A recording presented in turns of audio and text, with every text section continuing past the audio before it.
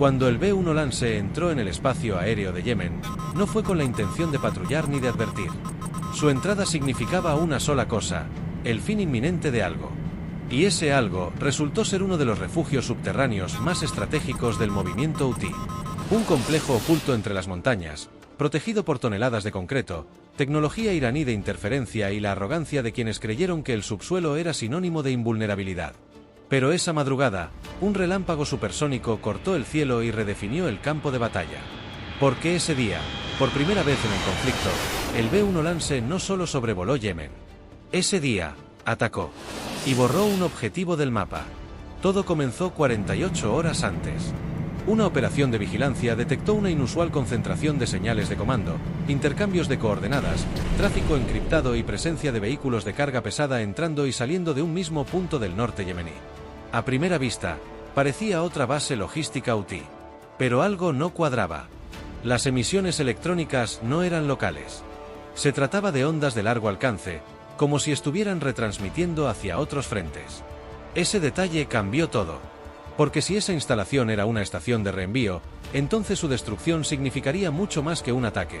Sería una desconexión total del aparato rebelde. Se diseñó entonces una misión quirúrgica. Precisa. Letal. Y para ejecutarla, eligieron al más veloz de los bombarderos pesados, el B-1 Lance. Esta nave no solo es capaz de cargar más de 30 toneladas de armamento, sino que su perfil bajo en el radar y su capacidad para modificar trayectorias en vuelo lo convierten en el martillo perfecto para este tipo de clavos invisibles.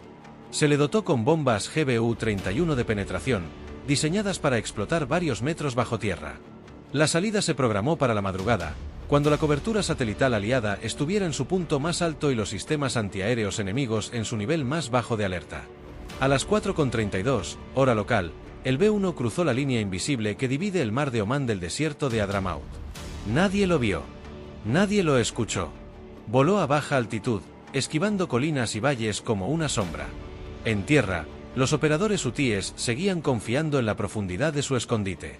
Pero lo que no sabían es que ya no se trataba de profundidad, sino de alcance. Y ese día, el alcance estadounidense era total. A las 5:14, la primera bomba fue liberada. No cayó directamente sobre la entrada del refugio, sino en un punto calculado para causar un colapso estructural desde la base. Segundos después, la segunda bomba perforó el suelo, entró por una rejilla de ventilación y estalló en la tercera cámara del complejo. La onda expansiva hizo el resto. El techo se desplomó. Los túneles se aplastaron como papel húmedo. Y una densa nube de polvo emergió por todas las grietas de la montaña. En menos de 15 segundos, todo había terminado. Los satélites lo confirmaron primero. Luego, los sensores térmicos de un dron de reconocimiento mostraron que no quedaba vida activa en el lugar. Ni calor, ni movimiento, ni comunicaciones. El sitio fue borrado. Literalmente. La precisión fue tan quirúrgica que a tan solo 200 metros, las ovejas de una aldea cercana no se habían movido de su corral. Pero el impacto no fue solo físico. En las horas siguientes, las redes hutíes encriptadas dejaron de transmitir. Las unidades móviles que dependían de ese centro comenzaron a moverse sin rumbo, descoordinadas. Algunos analistas sugieren que esa base no era solo un refugio. Era un centro de mando regional, quizás incluso el punto de enlace con asesores extranjeros. Si eso es cierto, entonces la operación no solo destruyó una estructura, sino también una línea de mando. La reacción fue inmediata. En Sanaa, portavoces hutíes acusaron a Estados Unidos de agresión directa. En Irán, algunos funcionarios advirtieron sobre una escalada. En los medios rusos, se interpretó como una señal de presión indirecta contra el eje Teherán-Moscú. Pero en el Pentágono, las palabras fueron otras: acción quirúrgica, en legítima defensa de intereses marítimos y comerciales. Porque, según su lógica, ese refugio estaba directamente vinculado a los ataques con drones marítimos que ponían en riesgo la navegación en el Mar Rojo. La operación también reveló un cambio doctrinal. En los últimos años, Estados Unidos había delegado gran parte de sus ataques a drones y cazas ligeros. El uso del B-1 representa un giro. Un mensaje. Una advertencia. Cuando la amenaza es grande, se responde con herramientas grandes. Y si ese patrón se mantiene, podríamos ver el regreso de bombarderos estratégicos a conflictos asimétricos, donde su presencia antes era vista como innecesaria. Otra capa de esta historia es el efecto psicológico. Los hutíes no sabían que ese lugar estaba comprometido. No sabían que el B-1 podía volar tan bajo. No sabían que alguien había trazado el mapa interno del refugio con tal precisión. Ese desconocimiento ahora se ha convertido en miedo, en paranoia, en sospechas internas. Y eso, en guerra, vale tanto como un misil. En paralelo, los aliados estadounidenses en la región vieron el ataque como una validación de su alianza. Arabia Saudita y Emiratos Árabes celebraron el operativo como una acción de limpieza. Israel, aunque sin comentarios oficiales, lo interpretó como una demostración indirecta hacia su principal enemigo común. Y Egipto, atento al tráfico del Canal de Suez, reforzó sus mecanismos de vigilancia. Pero no todos aplaudieron. En Europa, ciertos sectores alertaron sobre el riesgo de escalada. Se teme que los hutíes respondan atacando instalaciones petroleras o barcos civiles. Y si eso ocurre, el conflicto podría traspasar las fronteras de Yemen y convertirse en una crisis regional más amplia. Mientras tanto, los medios globales analizaron una y otra vez la imagen del cráter dejado por la bomba. No parecía el resultado de un ataque. Parecía el hueco de algo que fue arrancado con furia del suelo. Algunos lo compararon con un meteorito. Otros con un símbolo. Porque lo que desapareció allí no fue solo una estructura, sino la sensación de invulnerabilidad que los hutíes habían cultivado durante años. El B-1 regresó a su base sin ser interceptado. Sus motores apenas se enfriaron antes de que las imágenes del ataque comenzaran a circular en canales militares y foros especializados. La comunidad internacional supo que, a partir de ese día, ningún escondite era lo suficientemente profundo. Ningún plan era completamente secreto.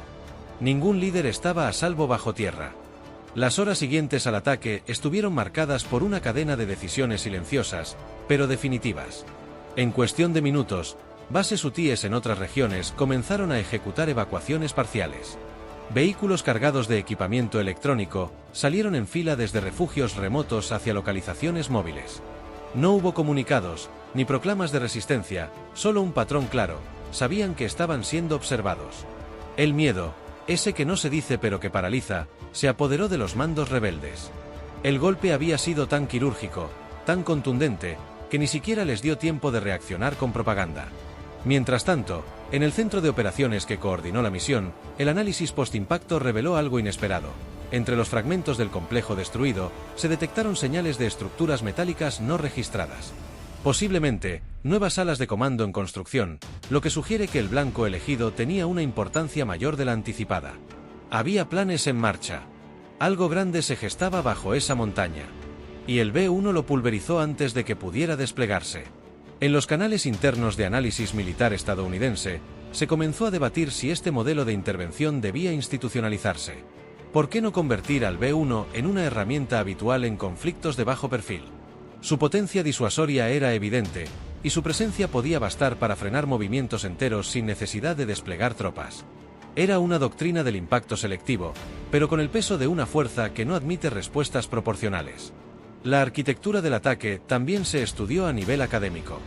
Universidades militares y centros de estrategia internacional lo diseccionaron como un nuevo ejemplo de guerra de sexta generación. Operaciones donde la tecnología, la sorpresa, la precisión y el pánico informativo se combinan para provocar más que destrucción física, un colapso sistémico del enemigo. En ese sentido, lo que el B-1 logró no fue solo militar. Fue simbólico, psicológico y geoestratégico. Lo que se filtró más tarde, aunque sin confirmación oficial, fue que este operativo se preparó con semanas de anticipación bajo un nombre en clave. Los pilotos del B-1 no sabían exactamente lo que había en el blanco. Solo sabían que no podían fallar. Su entrenamiento incluía escenarios de infiltración y evasión, pero esta vez no fue necesario aplicar ninguna de esas maniobras. El enemigo no tuvo tiempo ni de levantar los ojos. Cuando notaron algo, ya estaban siendo sepultados por sus propios cimientos. Algunas fuentes extraoficiales aseguran que entre los restos del refugio se hallaron piezas de tecnología iraní avanzada, sistemas de guiado de drones, transmisores encriptados y documentación táctica. De confirmarse, no solo sería un golpe a los hutíes, sino también una evidencia directa de intervención extranjera más profunda de lo que se pensaba. Este dato podría cambiar la narrativa internacional del conflicto y dar lugar a nuevas sanciones o represalias económicas. Y mientras los expertos debatían sobre los detalles técnicos, la población en Yemen vivía otra realidad. En muchas regiones, el ataque fue percibido con una mezcla de temor y esperanza. Temor porque sabían que la guerra estaba entrando en un nuevo nivel. Esperanza porque muchos ya no creían posible que los hutíes fueran vulnerables. Pero ese día descubrieron que sí. Que incluso los más fortificados pueden caer en segundos si alguien, desde lo alto, decide que el tiempo de esconderse ha terminado. En el plano simbólico, el B-1 volvió a ocupar un lugar que parecía reservado al pasado. Por años, fue considerado una reliquia imponente, una bestia diseñada para enfrentamientos entre potencias. Hoy, esa bestia ha demostrado que también sabe cazar sombras. Que no necesita destruir ciudades para enviar un mensaje. Basta una montaña. Un refugio. Un solo ataque ejecutado con frialdad matemática. Nadie sabe con certeza cuándo volverá a aparecer. Y quizá ahí radica su poder. La incertidumbre. El eco que deja atrás de sí. Los radares pueden estar en silencio, pero el recuerdo de su paso es suficiente para alterar mapas, desorganizar jerarquías y cambiar de lugar cada centro de mando que se creía a salvo. Porque cuando un avión es capaz de desaparecer un objetivo sin dejar huellas, su presencia, incluso cuando no está, sigue marcando el ritmo del conflicto.